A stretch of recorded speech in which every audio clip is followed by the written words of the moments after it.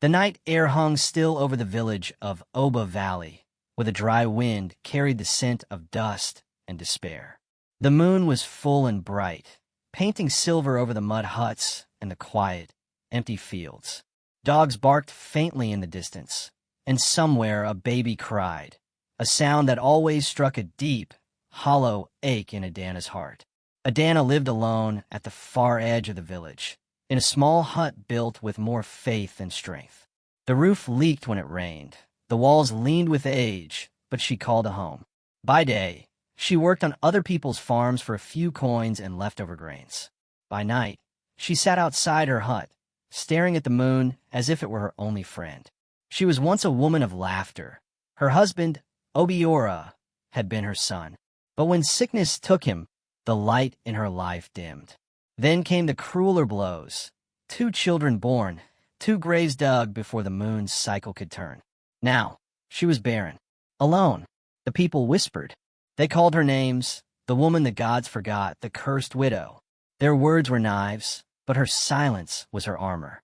Every evening, after the village fell asleep, Adana would carry her wooden stool outside, sit beneath the open sky, and look up. Her lips trembled, but her voice never failed. "Mother Moon," she would whisper, "do you see me? Do you know my pain?" The moon shone bright and quiet, as if listening. Night after night, she poured her heart into the darkness. Stories, prayers, tears. She spoke of her husband's laughter, the baby she never got to hold, and the ache that never left her chest. She begged for mercy, not miracles. For peace, not riches. Sometimes she cried so hard her breath caught, her hands shaking over her knees. Sometimes she only sat there, staring upward, tears glistening on her cheeks like drops of moonlight. From a distance, the villagers watched her and shook their heads. "She's lost her mind," they muttered. "A woman talking to the moon? The spirits have taken her." But Adana didn't care. Madness was kinder than silence. She had no family left, no child to carry her name. Only the moon seemed to understand her, a pale, lonely watcher in the sky, glowing above a world that had forgotten her. On some nights, she would imagine the moon as a gentle mother, one who never turned away, one who heard the cries the world ignored. And in that imagination, Adana found comfort. "I don't know why you shine for me," she whispered one evening, her eyes swollen from tears. "But when I see you, I remember I'm still alive." The nights grew colder as the seasons changed. Hunger visited her often, and so did sorrow. Yet, she never missed her nightly talk with the moon. The villagers could mock her all they wanted. Their words couldn't touch the place where her faith lived. There was something sacred in her sorrow, something that even she didn't understand. The moonlight always seemed to fall a little softer where she sat. The breeze always gentler around her voice. Perhaps it was madness. Perhaps it was something more. That night, the full moon rose higher than it ever had before, brighter than any lantern, washing the world in its pale glow. Adana fell to her knees on the hard earth, her heart too heavy to hold inside her chest. She pressed her hands together, shaking. Her voice broke as she cried out, "Why have you left me here? What did I do so wrong that even the gods turned their faces from me?" No one answered. Only the wind whispered through the grass. Her sobs echoed through the quiet night, rising and falling like waves against the silence. She wept until her voice was gone, her tears falling into the dust at her knees. Then, in a voice no louder than a breath, she looked up once more and whispered to the sky, "If heaven cannot hear me, maybe the moon can." The moon seemed to pulse softly, as if alive, glowing a little brighter for just a heartbeat. Adana bowed her head and closed her eyes, not seeing the faint shimmer that passed across the land, a light that would soon change everything. The night grew still again, wrapping her in its cold arms. And though she didn't know it, the moon had already begun to listen. The next few nights passed like many before, quiet, heavy, endless. But the air around Adana's hut began to feel different, as though the earth itself was holding its breath. She felt it too. Each time she looked at the moon, something in her heart trembled, a strange stirring, like hope trying to rise from the ashes of despair. The villagers had stopped mocking her out loud, but their whispers still drifted in the wind. She sits and talks to the sky, they said. If the gods were going to bless her, they would have done it long ago. Adana heard them. She smiled bitterly. Let them talk, she murmured. Even silence listens if you speak with your soul. The night of the eclipse. That night, the moon appeared strange, reddish, shadowed, half swallowed by darkness. The elders said it was a bad omen. Chickens clucked nervously, and dogs barked without reason. But Adana stood outside her hut, barefoot on the cold earth, her face lifted to the sky. The wind began to howl through the dry hills. The trees leaned as if bowing to something unseen. Adana's heart pounded. She dropped to her knees. Her hands trembled as she pressed them together and cried, Moon of heaven, I have spoken to you for years. I have given you my tears, my voice, my pain. If you ever truly listened, please tonight, let me know I'm not alone. Her voice cracked, echoing through the still valley. Tears spilled down her cheeks, hot, desperate, unstoppable. They fell to the ground, soaking into the dust, and then something strange happened. The soil beneath her shimmered, faintly at first, then brighter. The tears she had shed began to glow softly, as if the moonlight had kissed them. Adana gasped and stumbled back, clutching her chest. What is this? She whispered, trembling. The wind roared now, swirling dust and dry leaves into the air. The sky deepened, and the moon, though half hidden in shadow, began to shine with a piercing silver light. Then, in a single heartbeat, a beam of moonlight shot down from the heavens, touching the earth right beside her hut. It wasn't like ordinary light. It moved like water, alive, pulsing with energy. Adana shielded her eyes, falling to the ground as the air trembled around her. She could hear whispers soft like distant songs, voices that didn't sound human but somehow felt kind. And then, as suddenly as it began, everything went silent. The wind stopped. The trees stood still. Adana lifted her head slowly, her breath shaking. There, lying in the circle of pale dust where the moonlight had touched, was a small bundle of white cloth. It glowed faintly, like the reflection of the moon itself.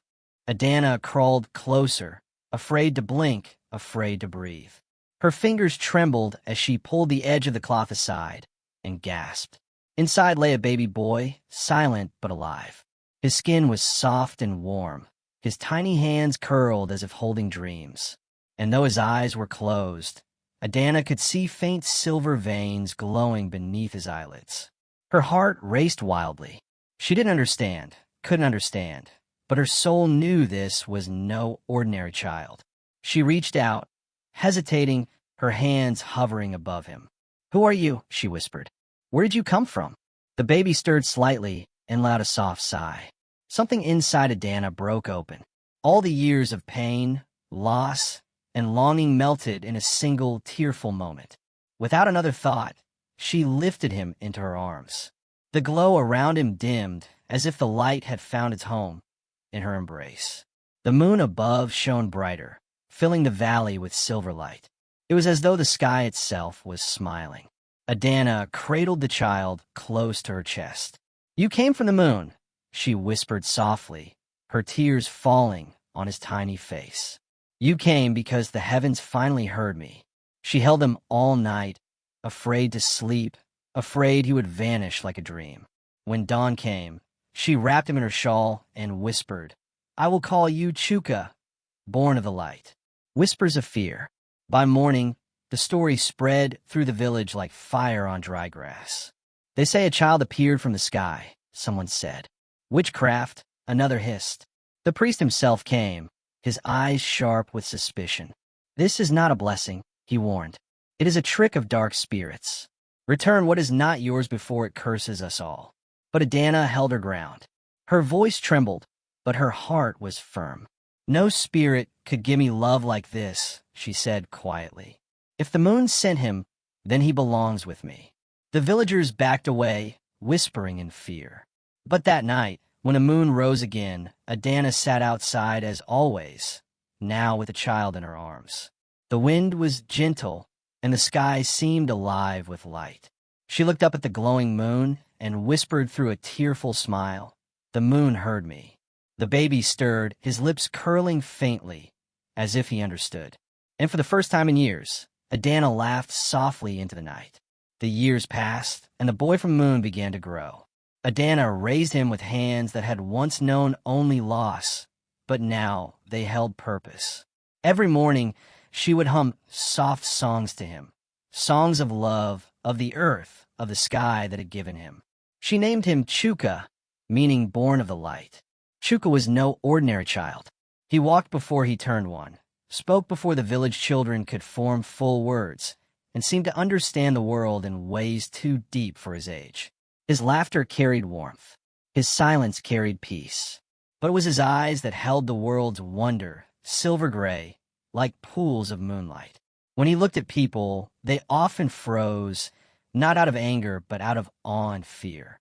At night, those eyes glowed faintly, soft and steady like the reflection of the moon on still water. Signs and whispers. At first, the villagers were curious. They came to Adana's hut, pretending kindness, asking to see the child of the moon. But when they saw his glowing eyes and calm smile, their curiosity turned into fear. Those eyes, they whispered, they're not of this world. One woman swore her sick goat stood up and walked after the boy touched it. Another claimed her dying crops turned green where Chuka's shadow passed.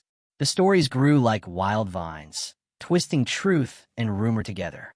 Perhaps he is a spirit, someone said. Or a curse, another replied. Soon, people stopped visiting altogether. Mothers pulled their children away when Adana passed by. The market women turned silent when she came near. Adana endured it all. She had lived with shame before, and this time she had something worth protecting. Her son was her miracle, her proof that the moon had not forgotten her. At night, she still sat under the moonlight, now with Chuka beside her. He would point to the sky and ask, "Mama, is that where I came from?" Adana smiled softly, brushing his hair from his glowing eyes. "Yes, my child," she said. "That is where your heart was born." He would stare quietly at the moon for a long time after that, as if listening to something only he could hear. The gift and the fear. By the time Chuka was 7, strange things began to happen. Animals that limped or starved found their way to Adana's hut and left healed. Flowers bloomed where he played, even in the driest season. When he laughed, the air itself seemed lighter. And yet, when he grew quiet, the nights felt too still, as if the world paused to listen. But miracles do not always bring joy to those who do not understand them. One season, the rain refused to fall. The fields dried, the wells sank low, and hunger crept across Oba Valley like a shadow. The villagers grew restless. They remembered the boy who glowed at night, and in fear, they turned their eyes toward Adana once more. One afternoon, the village elder, Chief Olamide, came with men carrying torches.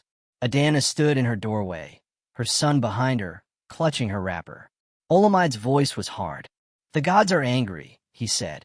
"We offered prayers, sacrifices, and still the sky is empty.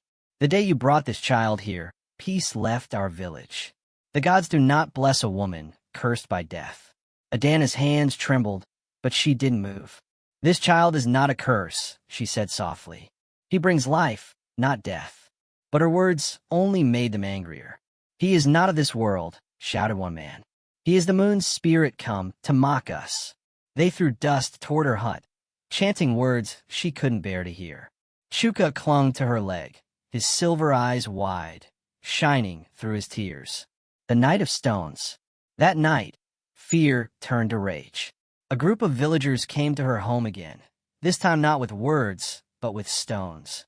Adana heard the first strike against her wall, then another and another. She ran outside, shielding her son as dust and pebbles flew around her. "Go back to where you came from," someone shouted. "Let the moon take its child," another cried. Chuka sobbed, his small body shaking against hers. Adana wrapped her arms around him tightly, her back to the storm of stones. Each strike burned, but she did not move. "Please," she cried out. "He is only a child." But they did not stop. The mob's anger was blind.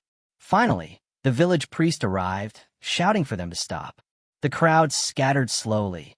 ashamed and afraid of their own actions. When silence returned, the priest looked at Adana, his face filled with pity, not kindness. "Woman," he said quietly, "sometimes love blinds us to the truth. Return this child to where he belongs before the gods punish us all." Adana said nothing. Her lips trembled as she held Chuka tighter. The priest left, shaking his head. That night, the hut was filled with broken clay, bruises, and tears. A mother's promise. Later, when the moon rose high again, Adana cleaned the dust from her son's face and whispered softly, "They do not see you as I do, my son. But that does not matter. You are my gift from the heavens, and I will never let them take you away." Chuka looked up at her with his glowing eyes, confusion mixed with pain. "Mama," he asked quietly, "why do people fear me?" Her heart broke at his question. She cupped his face and said, "Because they fear what they do not understand." He nodded slowly, then looked toward the moon again, his expression distant, almost knowing. Adana followed his gaze, and for a brief moment, she thought the moon shimmered a little brighter, as if promising protection. She held her son close through the long, heavy night, while outside, the villagers whispered and the world watched a mother's love defy fear once again. The night after the stones fell was long and wordless. Adana did not sleep. Every time she closed her eyes, she saw the faces of those who had once shared food and laughter with her, now twisted by fear and hatred. Outside, the wind carried the faint cries of owls, and the trees whispered secrets to the moon. Adana sat by the dying fire, holding Chuka in her arms. His silver eyes shimmered faintly in the dark, soft and tired. When dawn came, she knew what she had to do. They could not stay. Not here. Not where love had turned into fear. The departure. Before the sun rose fully, Adana tied her few belongings into a cloth bundle. A change of clothes, a calabash of water, and a piece of dried yam. She wrapped a shawl around her son and whispered, "We must go now, my light. The world does not yet understand you." Chuka didn't protest. He simply nodded, as if he already knew. They left before the roosters crowed, walking through the misty edges of the village. The ground was cold beneath their feet. Every step away from Oba Valley felt like shedding a piece of her old self. The poor widow, the mocked woman, the cursed mother. Now she was only a mother trying to protect her child. When the last roof of the village disappeared behind the trees, Adana stopped and looked back one final time. Her heart clenched, but she whispered a prayer to the wind. "Forgive them, Lord of the skies. They know not what they do." The forest of shadows. They walked for hours, deeper into the forest where few dare to go. The trees grew thicker, their roots like old bones buried in the earth. Strange calls echoed. Monkeys, distant drums of thunder, the rustle of unseen creatures. Chuka walked beside her silently, his small hand warm in hers. At times he stopped and looked around, as if hearing voices she could not. "Mama," he said softly once, "the forest is alive. It speaks to me." Adana forced a smile through her exhaustion. "It speaks to all who listen, my son, but few hear its words." As they moved deeper, the forest began to test them. The air turned heavy with mist. The ground became uneven, roots and stones twisting like traps. At night, the sounds of wolves and spirits filled the darkness. Adana clutched her son close as she sat by a small fire. The flames flickered low, barely fighting the cold. Her stomach growled with hunger, but she gave Chuka her last piece of yam and drank only a sip of water. He looked at her, his eyes glowing faintly in the shadows. "Mama, are you not hungry?" She smiled weakly. A mother's hunger ends when her child is fed. He leaned against her shoulder, whispering, "The moon told me it will not let us die." Her heart stilled. "What do you mean, my child?" Chuka didn't answer. He simply gazed upward, toward the invisible moon hidden by the canopy. That night, as Adana slept at last, soft silver light streamed through the trees, even though the clouds covered the sky. And by morning, she found dew collected in a small clay bowl near her fire, enough to drink. The forest, it seemed, was listening. The stranger by the river. Days turned into weeks. Adana and Chuka followed a river deeper into the wilderness. It was there, by the rushing water, that they met him, a tall man with skin dark as night and eyes like burning coals. He wore no ornaments, only a robe made of woven bark and beads. His hair was gray and braided with feathers. "Who are you?" Adana asked warily, holding Chuka behind her. The man smiled, his voice deep and calm. "A traveler like you. But I've been expecting you for many moons, woman of sorrow." Her heart skipped. "Expecting us?" He nodded slowly, eyes falling on Chuka. "The boy carries the light of the heavens. The moon does not send her child without reason." Adana stepped back. You know about him?" "I know of him," the man replied. "And I know the danger that follows him. The world does not yet understand the balance between heaven and earth. When such a child walks among mortals, storms follow." His words chilled her. "So what do you want with us?" The man turned toward the river. "To prepare you. The time will come when the boy must choose between the sky and the soil, between being a gift or a curse." Chuka looked at him with innocent eyes. "I only want to stay with Mama." The stranger smiled sadly. "And that is why your heart is still pure." He raised his hand toward Adana. "Head east. There lies the mountain of mirrors. The moon's power gathers there. You will find safety until your path becomes clear." Before she could ask more, a gust of wind rose, and the man was gone. Only the river remained, whispering softly. The path of thorns. The journey to the east was harder than any before. Adana's feet bled. Her voice grew hoarse from calling Chuka's name through the mist. They crossed rivers, climbed ridges, and fought exhaustion that seemed endless. Once, when she fell, too weak to rise, Chuka knelt beside her. He placed his tiny hands on her arm, and warmth flooded through her body. Her pain faded. Her wounds closed. "Chuka," she whispered in awe, "what did you do?" He looked at her gently. "The moon does not want you to suffer." Tears filled her eyes. She realized then that her son's power was not only light, it was love made flesh. But with every step forward, she also felt the weight of fear. If others saw what he could do, they would come again. Faith against the darkness. Finally, they reached the edge of a great plain where the mountains touched the horizon.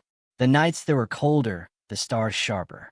One night, Adana awoke to find Chuka standing alone, staring at the sky. Silver light poured over him, surrounding him like a halo. His feet were not even touching the ground. "Chuka!" she cried, rushing toward him. He turned, smiling softly. "Mama, she's calling me." "The moon." "Yes," he said. "She says the time of hiding is almost over." Adana's heart trembled. "No, my son. Stay with me. I can't lose you too." He walked to her, placing his glowing hand on her cheek. "You won't lose me, Mama. But to protect you, I must become what I was meant to be." Tears rolled down her face. She held him close, whispering, "Whatever happens, never forget. You are my son before you are anything else." He smiled faintly. "And you, Mama, are my home." As the moon rose high above them, her light turned the entire plain silver. It was then Adana realized her faith was no longer a cry of pain, but a strength that even heaven could not ignore. The journey east had taken its toll.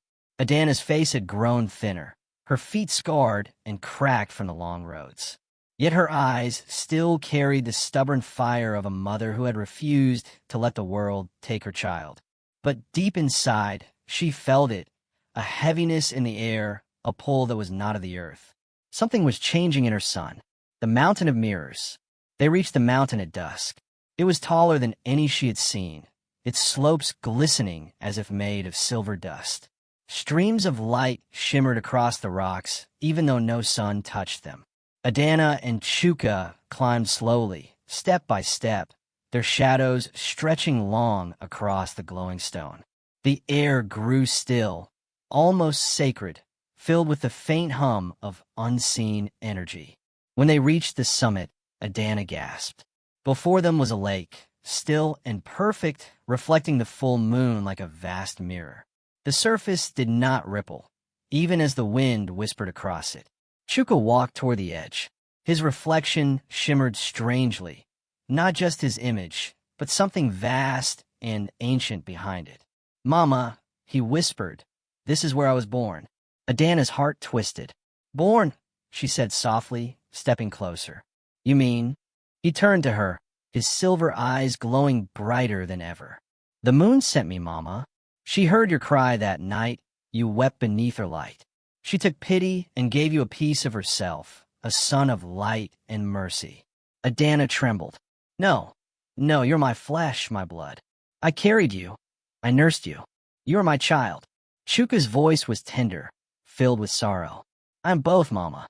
Yours and hers. I came to heal the wounds that fear and cruelty have left in the hearts of men." The sky opens. Before she could reply, the ground trembled beneath their feet.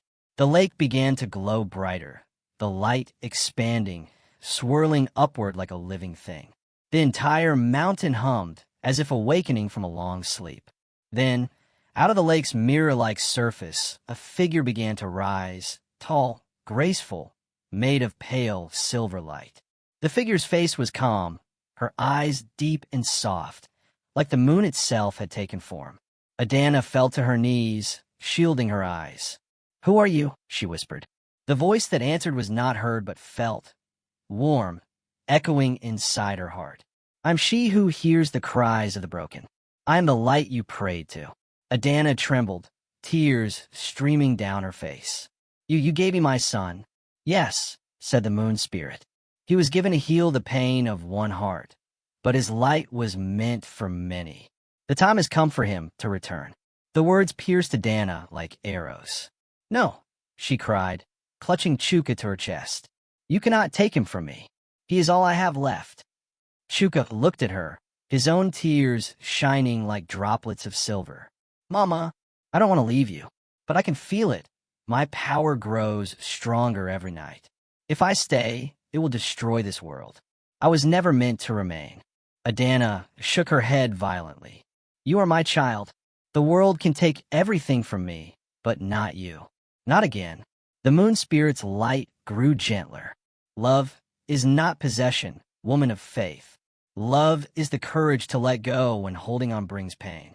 Adana sobbed, her hands trembling as she clung to her son. "Then why give me joy only to take it away?" "Because even the smallest moment of true love can change the course of eternity," the spirit replied. "Your love taught him mercy. Your faith gave him strength. Without you, even the heavens would be incomplete." The choice. The air shimmered with power. Chuka's body began to glow, his feet slowly lifting from the ground. "Mama," he said, voice trembling, "I can still feel you in me. No matter where I go, that will never fade." Adana reached out, touching his face for what she knew might be the last time. Her hand passed through light, warm but fading. "My son," she whispered, "if you must go, promise me one thing. Never forget the world that made you weep, that made you love." Chuka nodded, tears falling from eyes that now shone like stars. "I will remember.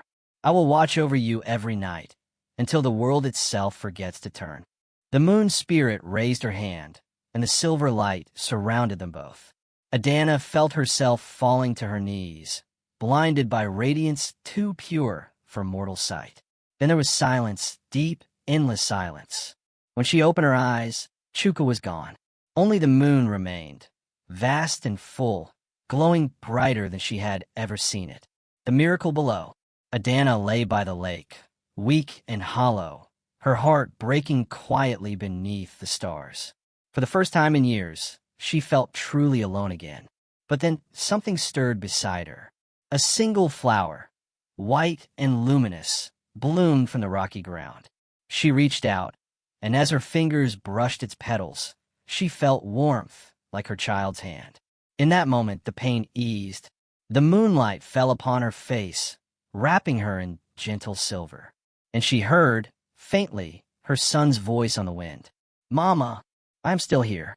She looked up and smiled through her tears. "I know, my son. I know. The legacy of light."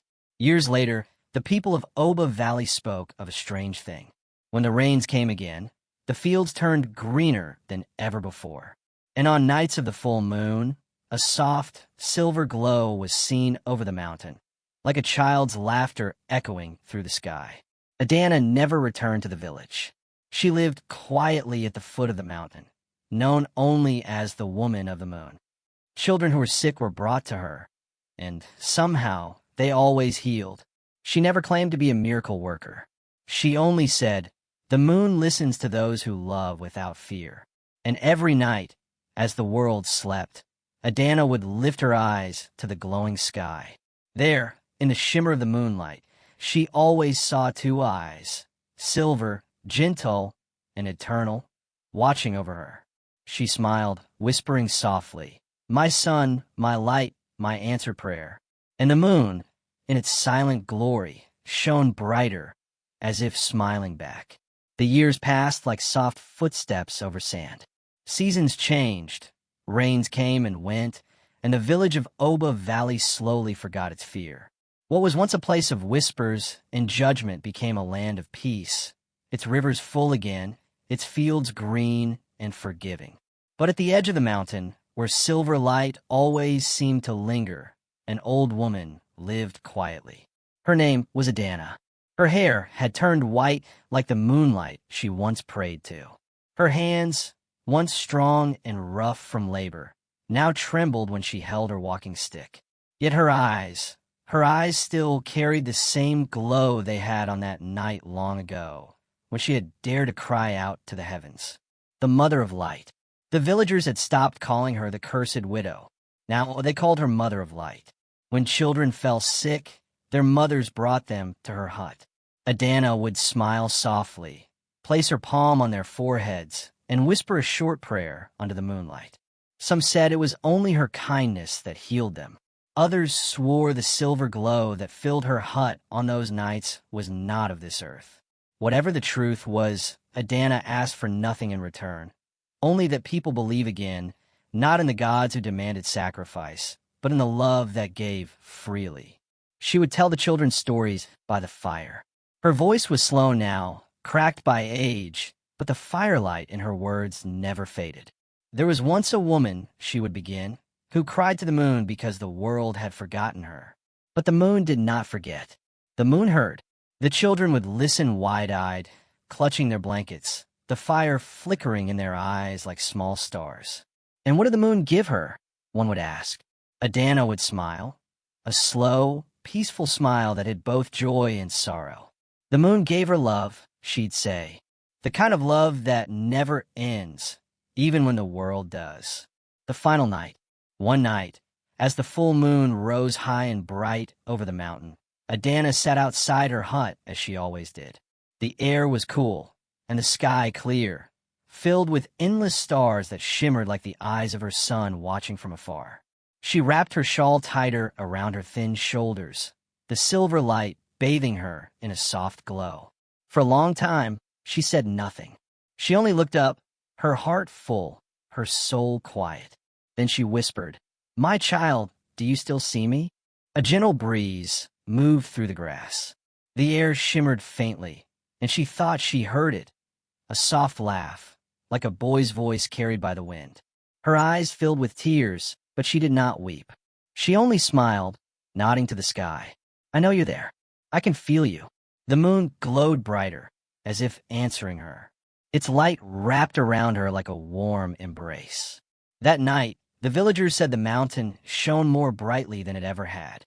Some claimed they saw a silver figure standing beside Adana's hut, tall, radiant, holding the hand of a small child made of light. By morning, Adana's stool sat empty beneath the moon.